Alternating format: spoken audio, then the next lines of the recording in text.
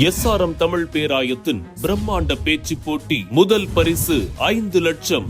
சொல் தமிழா சொல் 2025 மதுரை மண்டலம். போட்டி நடைபெறும் நாள் 2/3/2025. இடம் தியாகராசர் கல்லூரி, மதுரை. போட்டியில் பங்கேற்க QR கோடை ஸ்கேன் செய்து விண்ணப்பத்தை அனுப்புங்க. காவல்துறையினர் ஒட்டிய சம்மனை படிப்பதற்காகவே தாம் கிழிக்க சொன்னேன் என்றும், முடிந்தால் தன்னை கைது செய்யுங்கள் எனவும் சீமானின் மனைவி கயல்விழி தெரிவித்துள்ளார். கேட்டை திறந்து கேட்கிறாரு. கேட்டதோட பிரவீன் தான் தள்ளிட்டே உள்ள வந்து அவரை கூடவே 2 போலீஸும் வரணுன்ற தேவை என்ன இருக்குன்னு எனக்கு தெரியல. எனக்கு நல்லா தெரியுது பிரவீன் இதை வேணும்னே செஞ்சிருக்காருன்னு.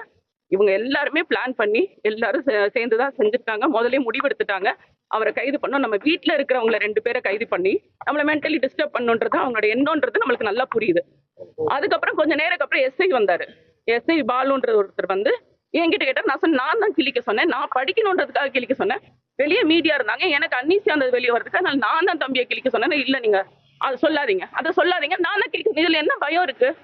என்னையே கைது பண்ணிட்டு போங்க, இல்லாட்டி நான் தான் கிழிக்க சொன்னேன். என்னதான் நான் தான் கிழிக்க சொன்னேங்க அதை.